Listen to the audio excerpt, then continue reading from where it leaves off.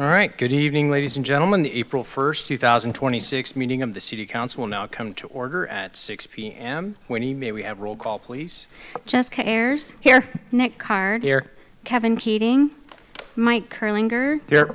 John Quinn. Here. Zach Smith. Here. Kevin Stein. And Garrett West. Here. We have 6 present. All right, thank you. We have a quorum. City manager reports, Mr. Vile. Mayor, Council, John Vall, your interim city managers, a few things to give you a quick report on. As I've been doing previously, wanted to give you a quick update regarding some capital improvement projects. As I've noted prior, it's one of the larger items in our budgets is the capital improvement projects. So just give you some updates of key ones. So the Parks and Recreation Facilities Department has recently finished putting new field turf on Harry and David Field, about a $500,000 project of new Bermuda grass or turf, and with irrigation upgrades to make sure everything was working well. They also did the batting cages and the bullpens have been upgraded. And this is part of a much larger project that also replaced the turf in some of the Lithia driveway fields. It's a $1.5 million project that you approved in the last biennial budget. The project has come off very well. It's going great. Dan Galfi is the project manager, and Wes Casola is the manager over it.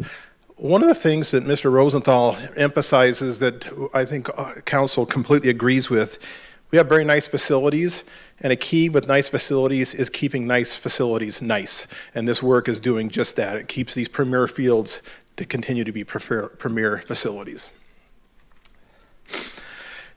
April is going to be a busy month for council. There is considerable activities going on, and April 8th study session, a week from tonight, we're talking about some opportunity zones for economic development, which is going to be a key discussion item.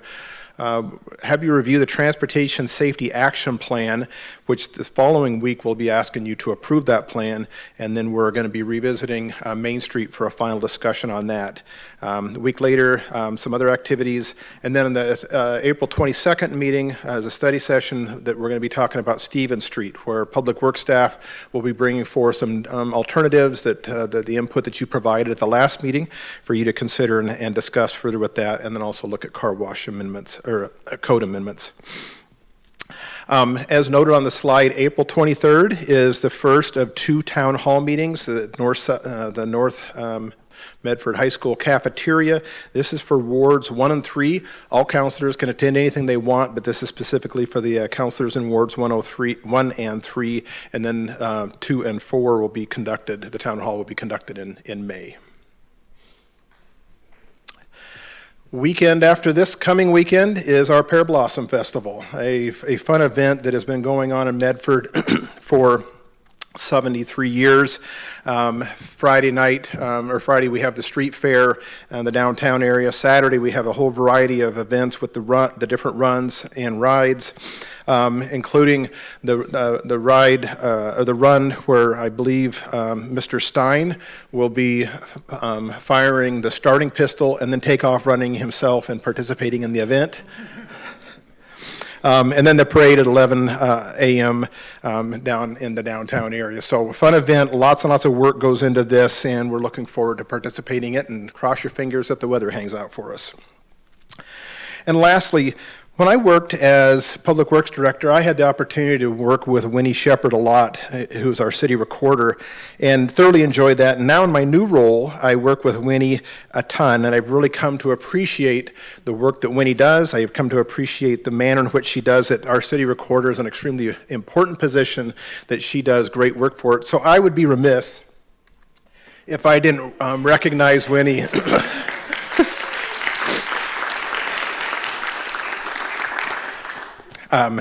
So Winnie, thank you for everything you do, and happy birthday. And Mayor and Council, you have no idea how much trouble I'm in right now. That's it. Jessica, would you like to lead us in happy birthday? You want me to? Winnie says no. Winnie, would you like to come up and just say a few words? And No, thank you. all right. Any questions for Mr. Vile? Thank you, sir. We are moving on to recognitions, community group reports, starting off with rogue disposal and recycling. We have the municipal marketing manager, Brady Johnson, to provide an update.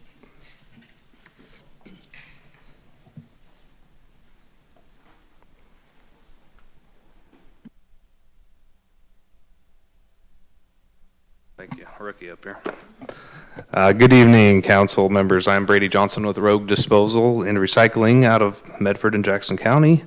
I am here to discuss batteries and battery safety. I want to give you a quick and important update on the growing issues of battery safety and proper disposal here in Medford and Oregon and across the Jackson County. First, we're seeing more fires and safety incidents caused by batteries being thrown into regular trash or curbside recycling. Even small household batteries, and especially lithium-ion batteries, are the main issues for us. We're looking at even like the gift card batteries, vape pens, things like that are causing significant issues for us. One of the important messages we want to share: no battery belongs in the curbside trash or the curbside recycling. Nothing with a battery inside should go into the cart, whether it's a phone, a power, or a vape pen, like I mentioned. It also causes contamination for the recycling. The good news is the residents already have reliable options, and the public just needs clearer direction. The most accurate, up-to-date resource for Jackson County and the battery network locator, which shows safe drop-off sites and all types of household batteries. That tool is available at batterynetwork.org/locator. Rogue Disposal also maintains detailed battery safety and disposal instructions on our website, which many residents find helpful when they're not sure what to do with something that contains a battery. In addition, there are statewide educational tools worth amplifying, including Woodsy the Owl battery safety campaign at batterysafetynow.org and strong safety messaging from the Oregon State Fire Marshal's Office. Both offer clear, engaging public information that hope the city and consider promoting. I also want to reference Oregon's newly passed battery extended producer responsibility law, House Bill 4144. The bill establishes a statewide battery stewardship and collection program but the program will not be implemented until 2029. So while the legislation is a major step forward, it does not solve today's urgent challenges until the statewide system launches. Local education is our strongest tool, and that's why we're working hard to raise awareness now, and why your partnership is so important in the city of Medford can help by sharing these resources on the website, in the newsletter, or through your public channels would be greatly appreciated. It would go a long way towards reducing fire risks, helping residents understand where to take batteries safely. Thank you for your time, and I can take any questions.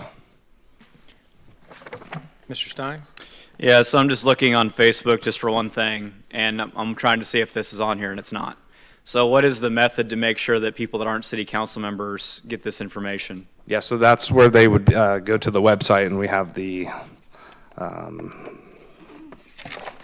batterynetwork.org locator, and that'll take you to several different locations that you can drop off batteries locally. Yeah, my suggestion, because I do see, like the last post from 2 days ago talks about recycling, and so since you already have this created, just throw it up on Facebook. Yeah. That way more eyes see it. Yeah, we definitely could do that. That's a great suggestion. Thank you. Thank you. And then we talk about batteries. Batteries are usually in some kind of an appliance. Yes. Do these locations take the entirety of the e-waste, or are you supposed to, or is the consumer supposed to take them out before they? Depending on the application, they can remove them. I think one instance is like an e-bike battery that's kind of in a casing that they could take apart for an extra charge. So there's those options, and then I think it is cheaper if you take the battery out yourself and take it down there, but they will disassemble it accordingly. Okay. Other questions? Thank you. Okay, thank you. We also have Downtown Medford Association Executive Director Annie Jenkins to give an update.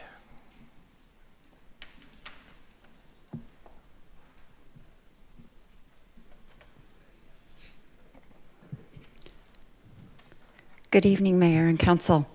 I didn't use all of my time last time I was here, So I might use a little bit more today, and I apologize. We were supposed to be in front of you guys on March 11th, actually due to our contract and agreement. That's why I'm here today for CCIF funding. So I will take a few more minutes to go through this. First of all, diversifying revenue that no such one channel represents 50% more annually. So right now we're sitting at 51.95% of what local government gives us. That's the highest one that you can see there. You can also see that we've provided you with Oregon statistics as well as national statistics. So I also know if you run numbers differently with Oregon, because I have all the raw data, it goes up to 43% depending on how you run the numbers. It varies due to how they look at it and how many people are involved in that one. There's 27 main streets that have submitted for the salary survey. That's what they call it under Oregon. So there's 27 main streets that have submitted for that. So just so you know statistic-wise and how that looks. Storefront activation project. This says 2 of 3 to 5. We actually, as of today, have 3 of 3 or 3 of 5. Also want to report that planning department has a storefront activation project as well, where they're going to give us $10,000 to help fill additional storefronts. So happy to say Paradise Footwear moved in on March 3rd, and they were awarded $7,000.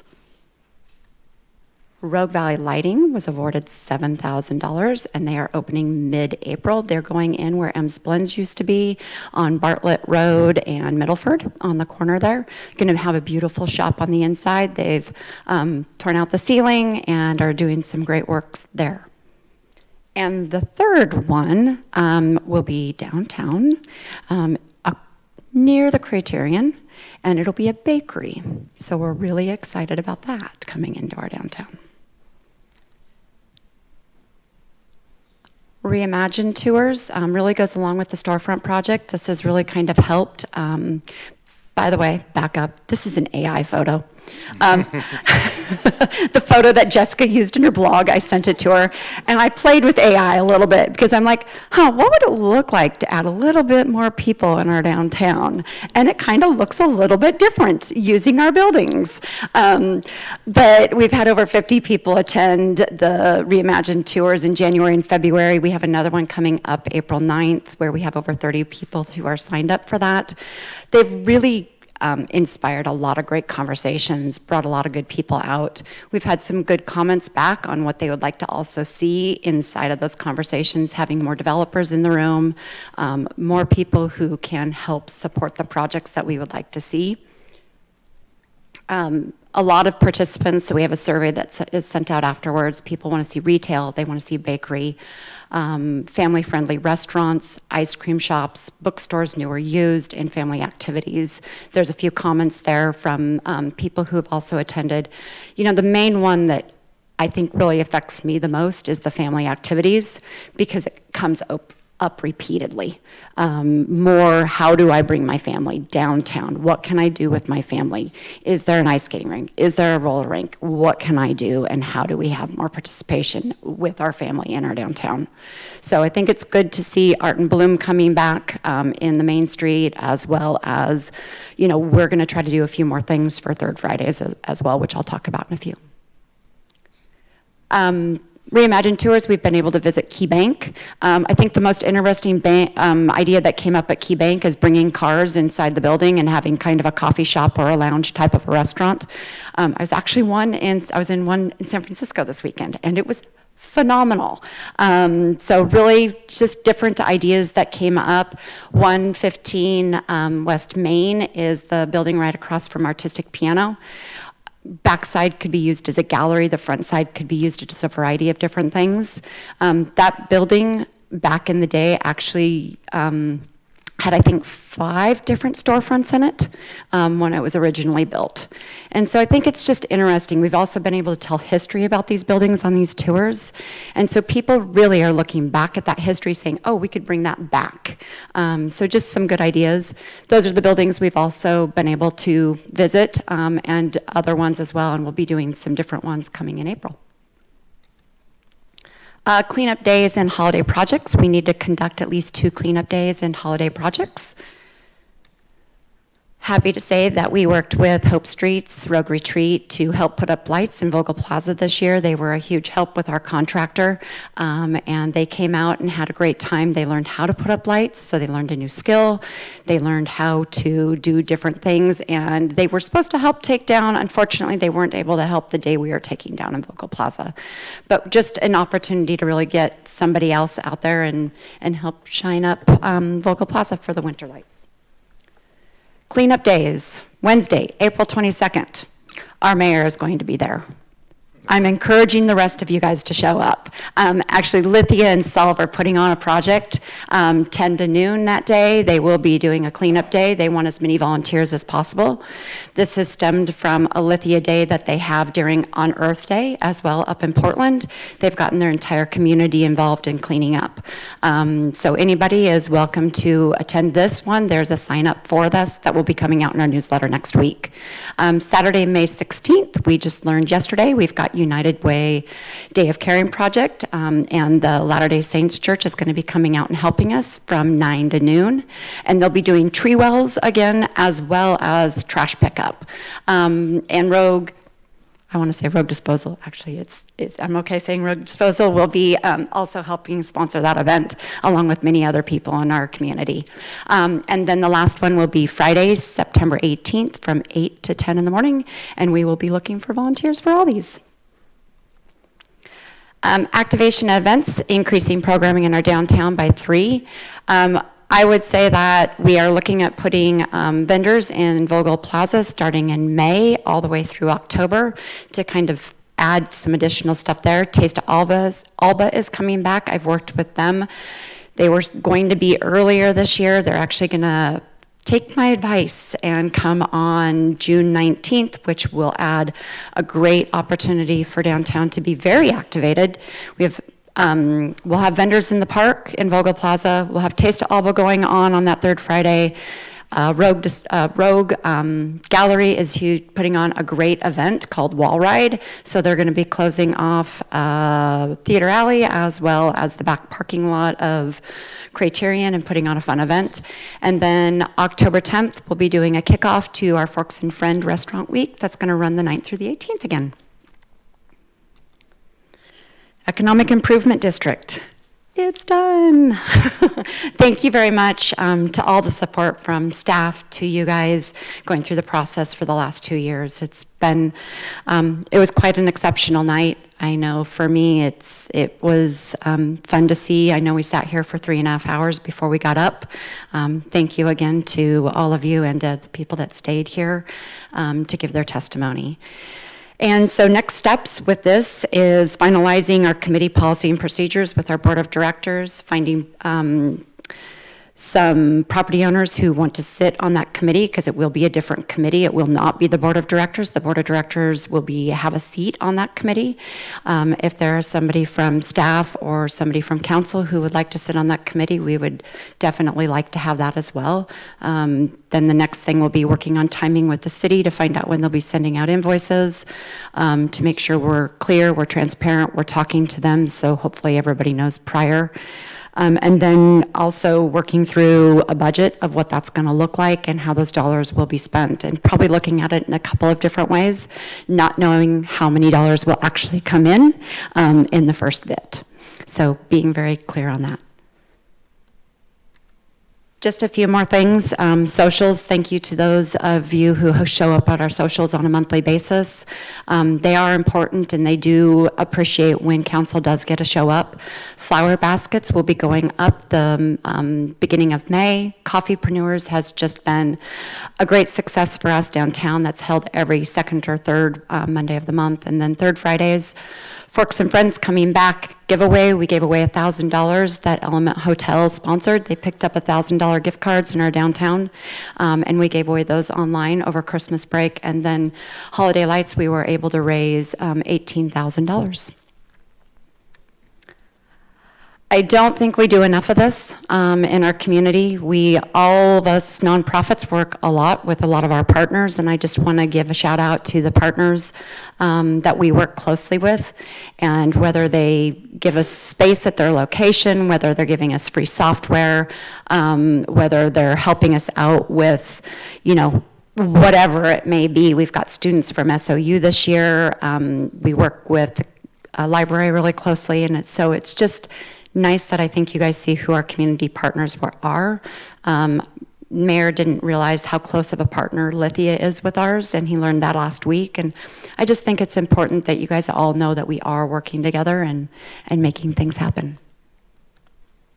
And that's all I have. I'd be happy to entertain any questions. Annie, I think your presentation and the robustness of it really explains what you've been doing, and I don't think that you get recognized enough for it. But I know you've been working really hard the last couple years to make this happen, and I think it shows. I think you can feel the momentum, and there's obviously a lot of positive things going on downtown. Thank you. Other questions or comments? All right, keep up the good work. Thank you. Now, we are going to go to oral requests and communications from the audience. This is where the city council sets aside 30 minutes for in-person public comments. Comments are limited to 2 minutes per person or organization. As outlined in the agenda, the public may also submit written comments to the council. Winnie, please note the written comment received for the record. We received written comments from the following 18 people requesting the city council reconsider its decision to restore Main Street to its prior configuration. Lisa Brill, Luke Bryan, Ren Cable, Jeremy Schilling, Sally McGrath, Brooke Schilling, Daniel Say, Rachel Koning, Renee Rake, Andy and Emily Whitlock, Kimberly Day, Melissa Burlington, Rob Keever, Molly Kressel, Virginia Hodson, Rennie Scranton, Brendan Binger, and Amy Bell. The comments were submitted to the mayor, the city council, and appropriate staff. Comments are also available on the city's website. There were no other written comments received for agenda item 40. All right, thank you. So before hearing public comments, I'd like to note the decorum policy for the council chambers. The use of noisemakers or disruptive audience behavior such as applause, cheering, or shouting is not permitted. Decorum violations are time-consuming and disrespectful to the speaker and all attendees. Failure to follow the basic standards of decorum may result in removal from the meeting. I would also like to emphasize that this is your opportunity to provide comments to the council and is not intended to be a time for question and answers. If you have completed a public comment form, please come to the front of the room when your name is called. The time is 6:23. Winnie, has anyone completed a public comment form for tonight's meeting? Yes, Your Honor. The first three is Abigail Schilling, Amanda Meneke, and Crasher Say.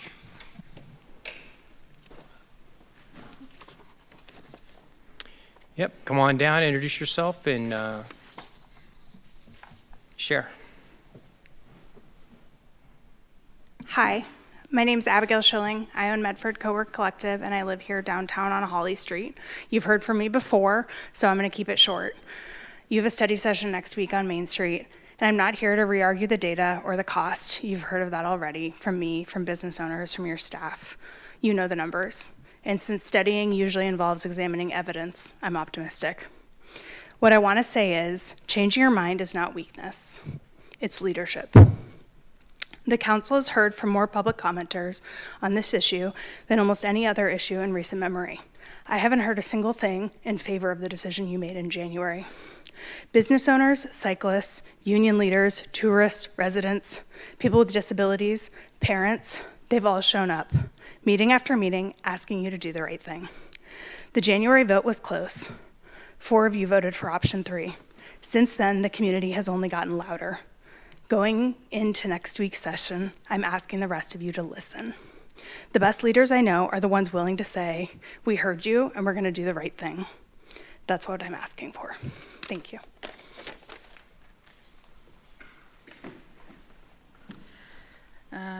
Amanda Meinke, Ward 4 resident and homeowner, taxpayer. I'm here because the April 8th study session is an opportunity to do something that takes civic courage, which is to look at the evidence and update your position if it warrants it. Listening to expert guidance and facts is good governance. Over 50 downtown businesses are now on record supporting option 3, and these are the folks that have the most to lose, the most skin in the game. The last 4 council meetings, not one person has spoken in favor of removing the bike lane, and the data hasn't changed. The community hasn't changed, but what can change is the path forward. Maintaining designated bike infrastructure on Main Street matters deeply to the community of people who use it daily and do business here daily. I'm asking the council to take the opportunity of April 8th to weigh the safety data, the costs, and the staff recommendations on their merits. Thank you.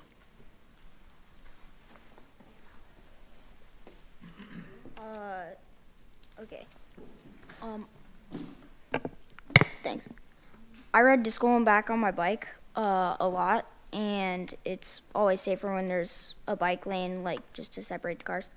I also think that a bike lane makes it safer for, like, this bike lane configuration makes it safer for, like, people riding bikes to get to their job or go to wherever they need to go.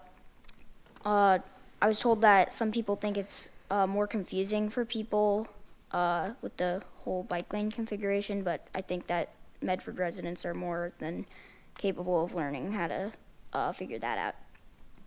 Oh crap. Money spent for like, I think that the, oh my god, what am I thinking? Okay. The money that would be paid back to the state could be spent to like go to funding for schools, parks, and other things like that. That's all. Well said.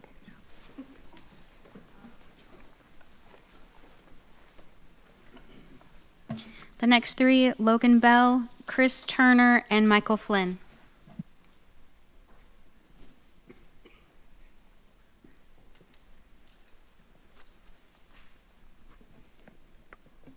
Good evening, councilors. Logan Bell, Ward 1, homeowner, resident, taxpayer.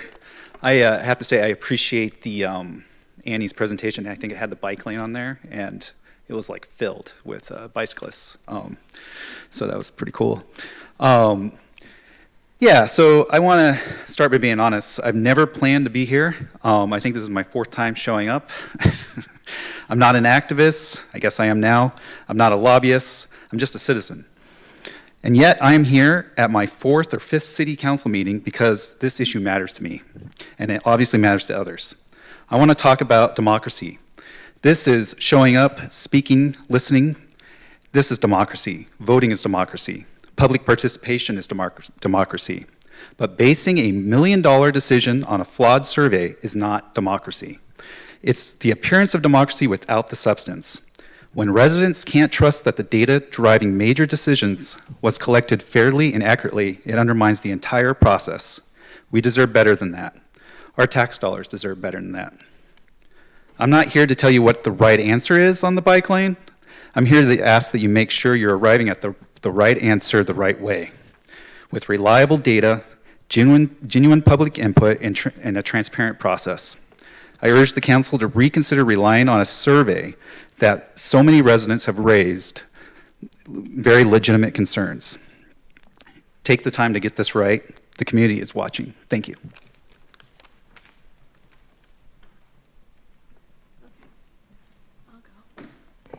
Hi, I'm Chris Turner. You've seen me before. I'm here to acknowledge the challenges you face when trying to do your job, particularly when dealing with people who want Medford to be some other place. Later tonight, you'll sign off on a donation of land to be used as park space, as you should, but I suspect that you were deceived. The value is set at $1.25 million, about $90,000 an acre, for unimproved land that might never have been used since, just out of view on page 44 of your packet, is an electrical substation, perhaps some telecommunications hub. No one would want to live near that.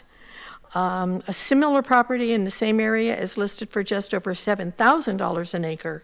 But these wine country prices, who benefits from this? By the way, an associated 3-acre plot follows the same pattern.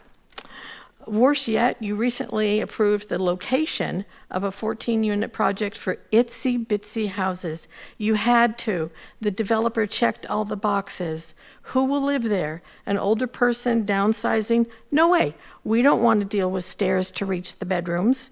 The partial floor plan submitted showed a dining table for 6.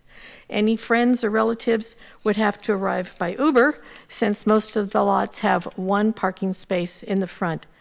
Okay, so they immediately become rentals. 2 bedrooms, 2 adults, 2 jobs, 2 cars, 1 space. This sounds more like a plan for Manhattan than Medford. Honestly, I do not envy you the things you have to do when it just doesn't seem to make sense for Medford. Thank you. Told you.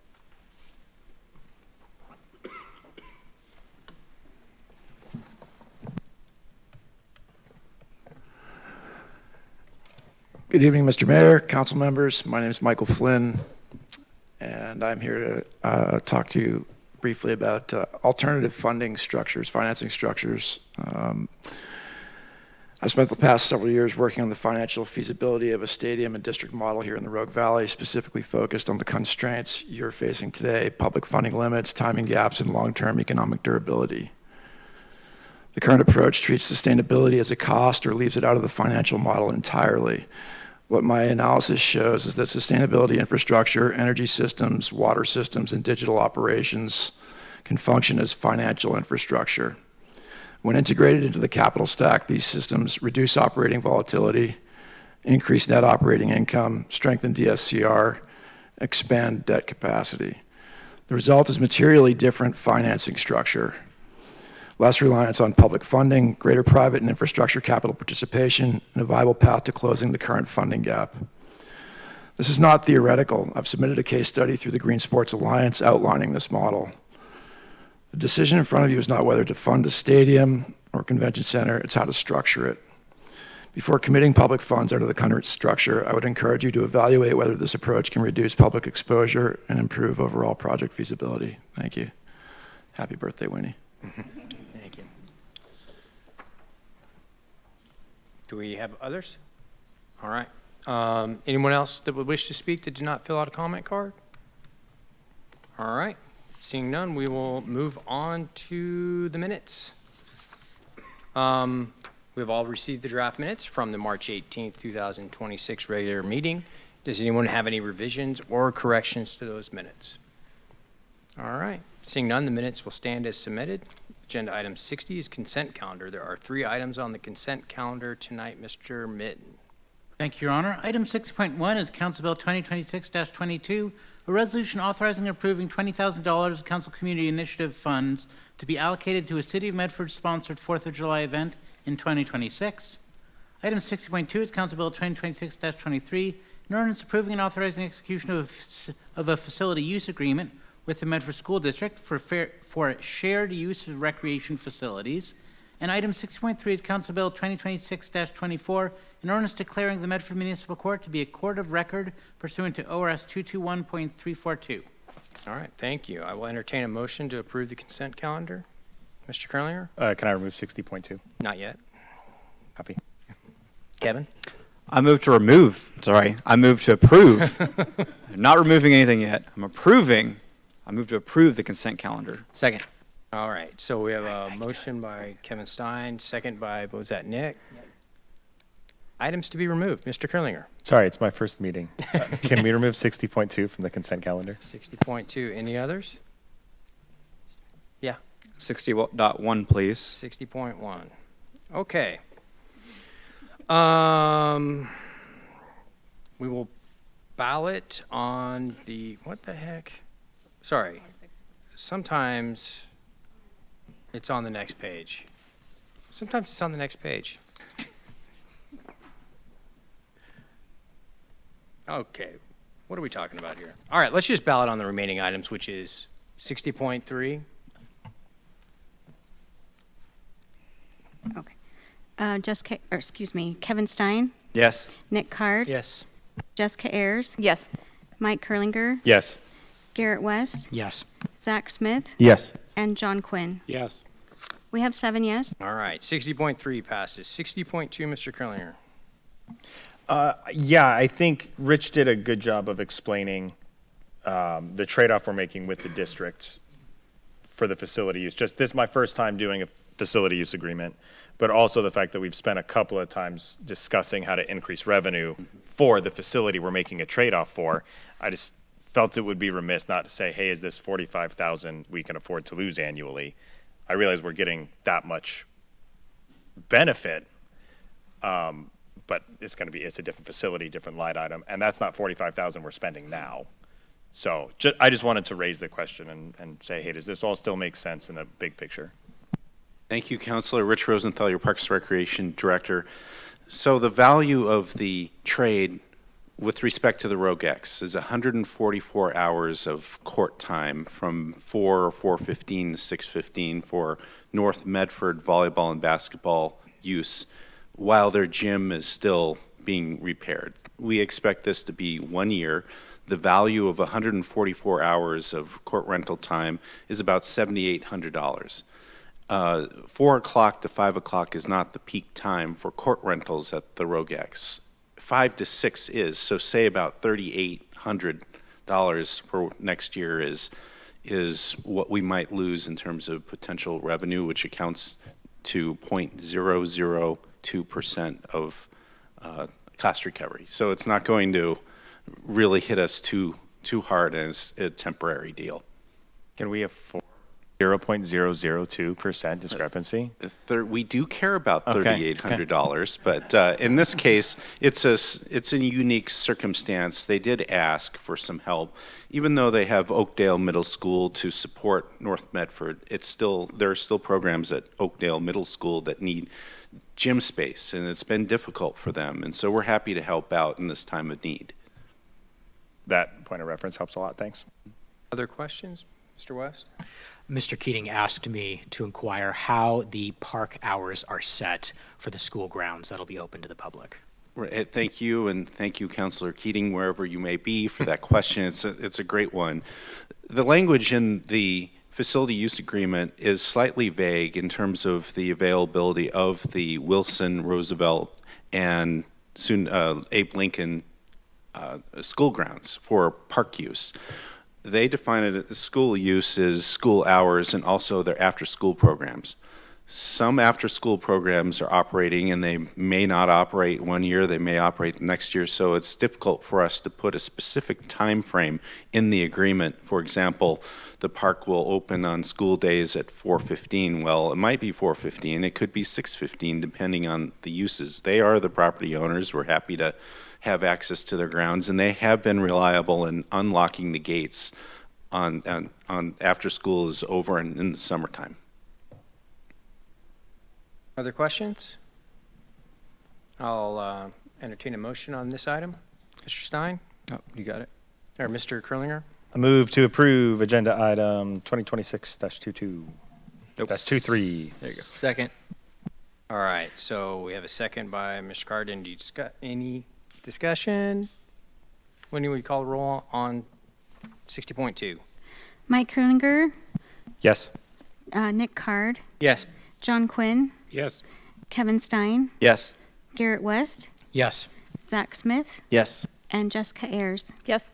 We have 7 yes. All right, that passes. 60.1, is that Mr. Stein? That is me. Thank you very much. So I just want to make sure we're doing everything we can to let the people, good citizens, know that we are having an event this July 4th. And can we hear a little bit more about it, if you may?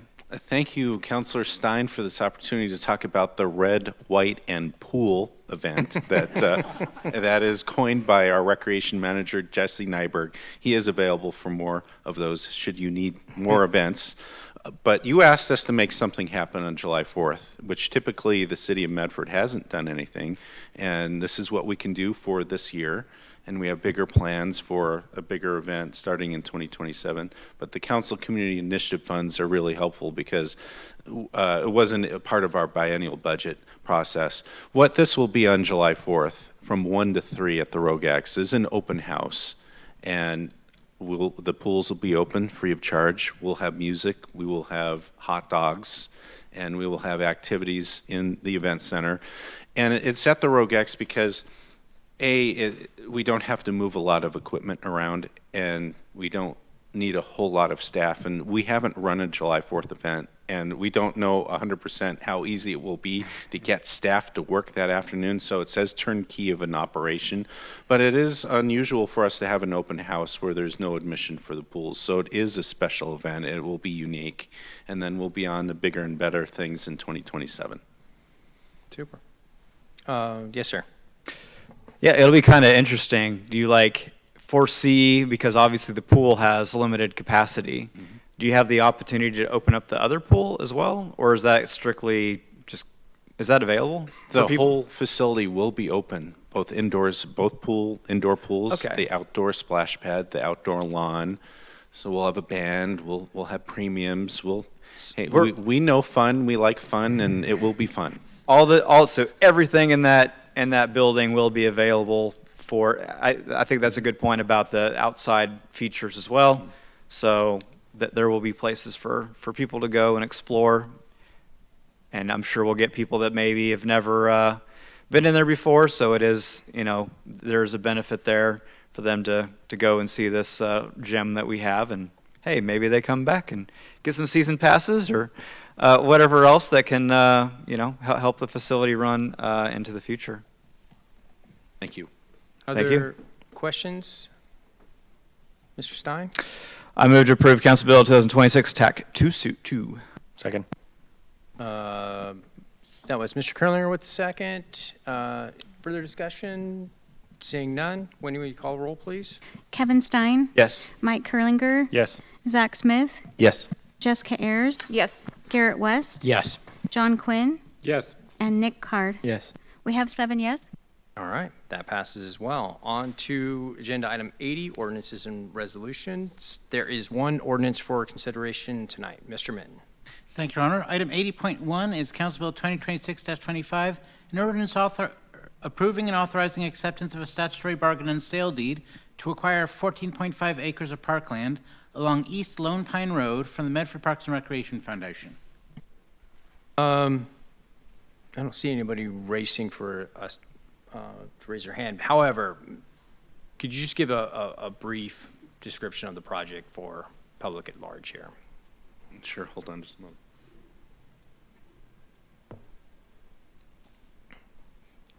And with that said, I think there was some question in regards to valuation that might Sure. be worth addressing. Yes, Rich Rosenthal once again.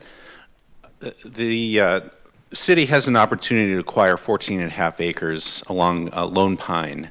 And what you see on the screen here, it's the 14 and a half acre parcel to the north there. That this is just a conceptual drawing what we might be able to do with it, but it's really about the location. It is north of East McAndrews and east of North Foothill at that interchange there. It's strategic because it could be a bike and pedestrian connection to Prescott Park in the future. And it gets us, with the addition of the 3 acres donated by the Arthur Dubes Foundation, it gets us 20 acres closer to Prescott Park and having another entrance to the park instead of the vehicle access road. So my friend Chris, and I heard her comments and understand them. For our department, it's not so much the valuation of the land, it's the location of it that is valuable. And yes, she is correct. To the north is the electrical substation. And the land was acquired by the developers, John Duke and the Moores, in I think 2002, and they were going to build homes here. but they've decided to retire and liquidate their assets. And they thought of the city of Medford and this property as something that could be useful as parkland. And we agree, and we're grateful for the opportunity to acquire this land through the Parks and Recreation Foundation. So the city is receiving 14 and a half acres for approximately $65,000. That is the conveyance fee from the foundation. Foundation charges 5% of the assessed value. The value is established by an appraisal by a certified appraiser in July of 2025, 1.125 million for 14 and a half acres. That's the appraised value, but that's not what the city is paying. So the benefit to the donors is significant because they do get the tax benefit of donating $1.1 million worth of land, but that's not the cost to us. So we're really thrilled about this three-way agreement. The foundation has approved it, and the donors have signed off on the agreement. We're asking you to approve the conveyance of the deed. All right, thank you. Any other questions? Let's see, Kevin had his hand up first. Thank you. So just to be super clear, so the cost to the city is $56,250? Yes. Okay, because I was a little confused because it says financial and/or resource consideration, and that's where it says the $880,200. But really, we're just saying that we're drawing from that. That. Okay. That's correct. I mentioned that's where there's a 60 little bit of clarity issue, I guess. But totally understand. So basically, we're getting it for like less than $4,000 an acre. Yeah, pretty good deal. Hard to find land for that. And in the AIC, it says $56,250. That's based on the appraised value. There will be some closing costs, Sure. maybe $5,000 or $6,000 of that. Hey, we'll still gladly pay that. And the fund source that you referenced is our administration and acquisition account. It is for the purpose of acquiring parkland. Thank you. Anything else? I was just going to comment on the actual cost to the city per acre, and you just touched on that. Perfect. Any other questions or a motion? Mr. Stein? Oh, is there anything else? Sorry. Okay. Wait. Nope. I move to approve Council Bill 2026 TAC 25. Second. Any discussion? Mr. West? I represent one of the donors, and my firm has been facilitating this donation to the city, so I will be abstaining. Excellent. I would like to ask Mr. West to, go find more people that want to give us 14.5 acres. For I do my best. I encourage all my $6,000 an clients acre. to give to the city. And your professional capacity, not. All right, thanks. Great. Winnie, will you call the roll, please? Kevin Stein, Yes. Mike Kurlinger, Yes. John Quinn, Yes. Nick Card, Yes. Zach Smith, Yes. Jessica Ayers, Yes. and Garrett West. Abstain. We have 6 yes and 1 abstention. All right, that passes. Rich, great meeting tonight, man. Well done. We are moving on to council business, but just before that, there are 4 proclamations that are being issued tonight. The full text of these are on the website. And by the way, anyone who is interested in submitting a proclamation, there is a form at that same location, and you can submit to me as needed. However, to acknowledge tonight, National Public Telecommunications Week, Arbor Month, Fair Housing Month, and Water Conservation Month. So, exciting months. Council President. Thank you, Mayor. Council officers, today, first we discussed just a quick Creekside Quarter update, writing an RFP for the stadium that will be issued Monday with council's blessings. So some information will be sent out on that, but need comments quickly. In the meantime, Warren is also writing an RFP for the conference center, but that's not ready to share yet. We talked about potential tree removal at Carnegie Building. We've got some old oaks over there. We had a limb fall. The arborist determined that some of the trees need to be removed because they're becoming a liability. And so we're going to get some messaging out to inform people what's going on. but also to note there is plans to replace those trees with more appropriate, less dangerous trees. We talked a little bit about USL. The USL is restructuring and taking a serious look at new projects in the works. So they've stepped back on our potential project due to the lack of a local owner, which is really important to them. So they are going to require that to bring it back on the table. And then, of course, our LOI expires this month and it will not be renewed at this time. And then we also briefly discussed renaming the Katy Commission. They're going to come up with some ideas for a potential new, more appropriate name for what they're doing.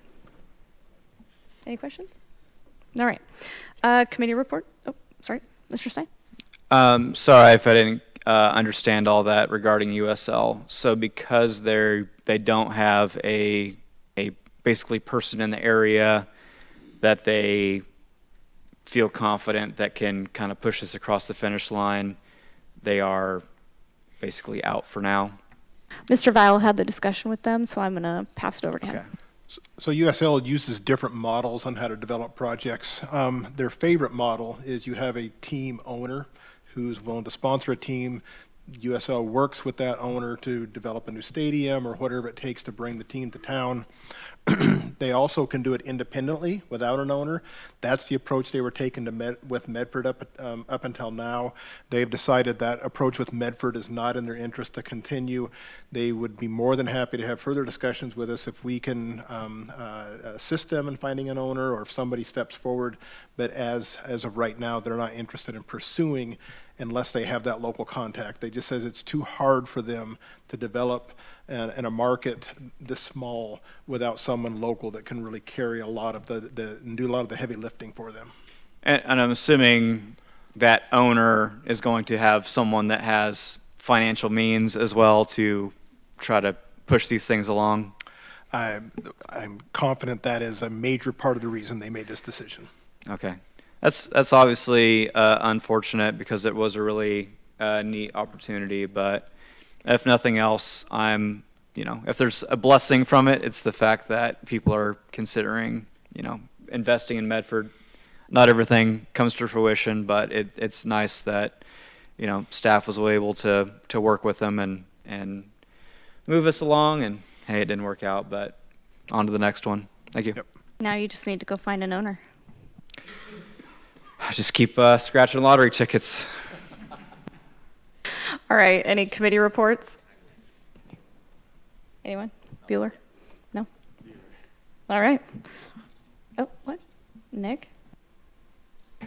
The Rogue Valley Metropolitan Planning Organization had a very efficiently run, expertly executed 15-minute-long meeting by their newly elected chairman, me. What about that?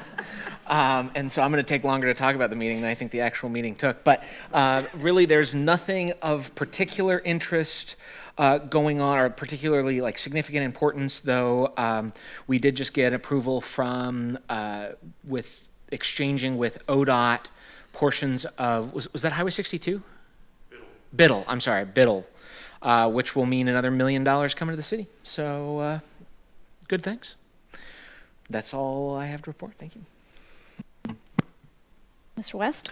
I had a great time at the Tourism Council last week when Mr. Curlinger couldn't go. We had a pair of short-term rental managers lead a discussion with the Tourism Council about how Medford can better support the tourism industry, in particular VRBOs and Airbnbs. The Tourism Council will be facilitating more discussions with that sector, and I expect they'll be coming to us with some recommendations on code changes to make their industry a bit better. I don't know what those look like yet, but I expressed interest and asked them to continue communicating with us as the discussions develop. I also went to the Medford Water Commission meeting today, which I think it was a great meeting. I think it was the longest meeting I've been to of theirs, and we had a rigorous discussion about issuing the remainder of their bonds to the level that council authorized a couple years ago. And so they're exploring whether they should be issuing the remaining 13.2 million in bonds to pay for some of the capital improvement projects they have slated. You may remember that they received a BRIC grant from the federal government that was paused due to some of the restructuring in Washington, D.C.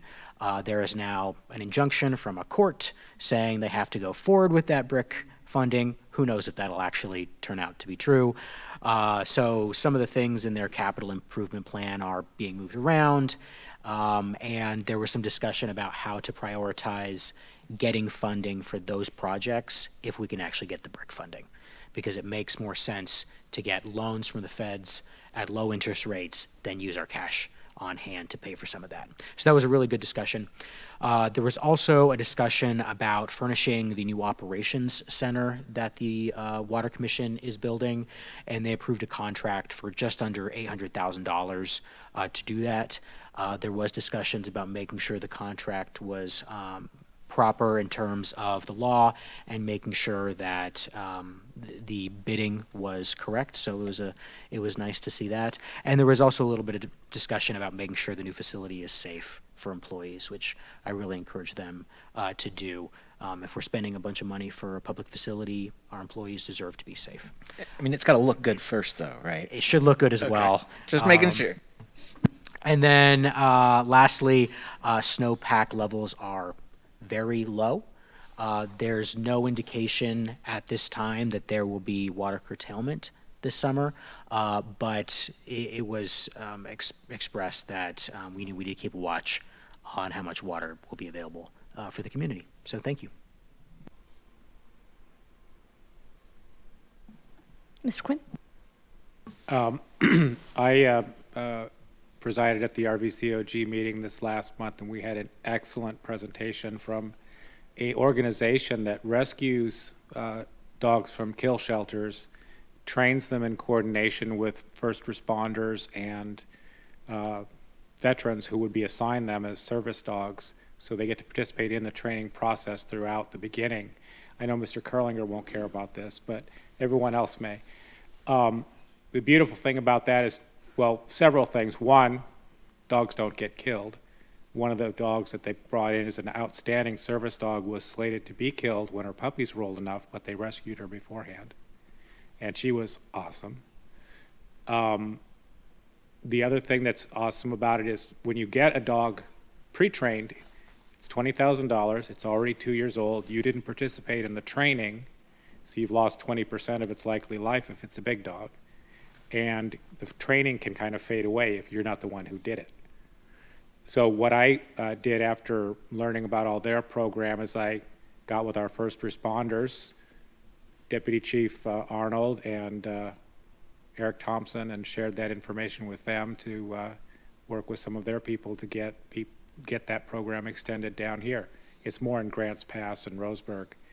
But because the cost effective, time effective, and tailored to first responders and veterans, I think it would be awesome. Actually, one of my canine deputies in Siskiyou County is also very interested.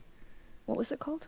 Operation Rambo, which is a very cool name, and I have brochures if anybody's interested. Thank you, Councilor Quinn. Anyone else? Mr. Stein. Myself and Mr. Quinn got to spend the morning together as we were doing interviews with our potential police chief candidates.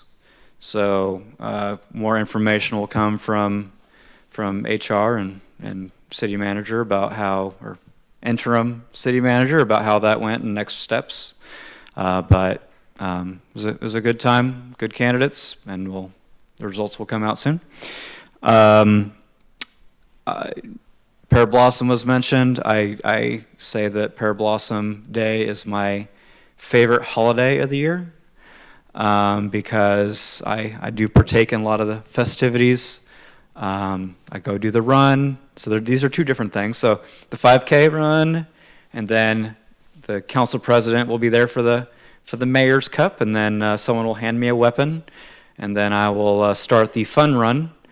And then soon after that, I'll go home and get dressed and come back to City Hall, and we'll take the ride over to the location where we start off the parade. And always have fun, like finding the people that I know, whether it be like students or just different people I've met over the years, and shouting at them and saying hi.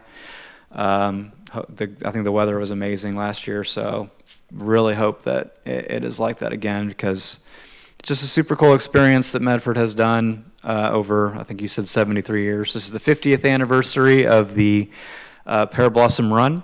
Anyone is invited to attend, feel free. 5K doesn't last that long. It's only 3 miles. There's plenty of people that get their walk in, and it takes, about an hour or so, and that's... Just shoot me with the gun. So, yeah, I look forward to that, as I do every year. So thank you. Thank you for sharing. The weather's not going to be great because it can't be nice 2 years in a row at the Pear Blossom. So, sorry, Kevin. Windows are going to be up in the car. Yeah.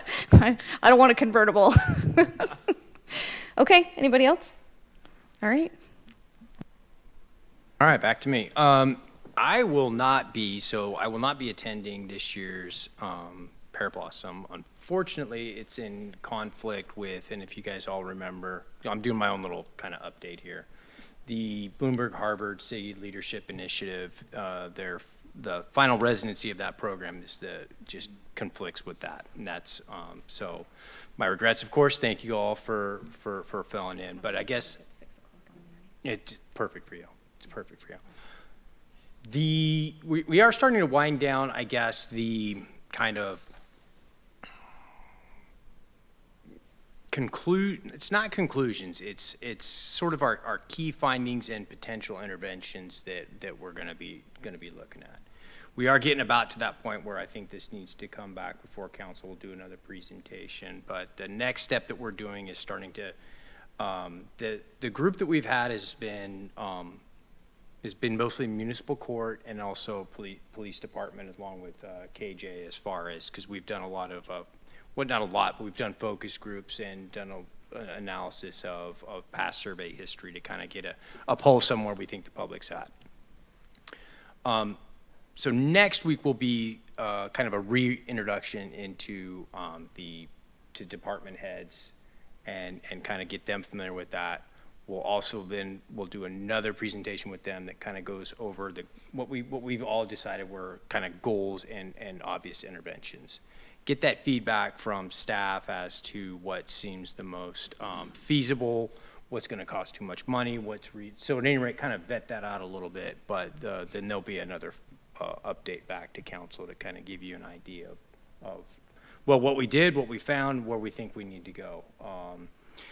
The problem is that, in 9 months and 5 people looking at it, we haven't come up with the silver bullet to solve our problem, which we really look at more as our perception versus reality. We've invested so much into homelessness, and then people still identify that as a key issue.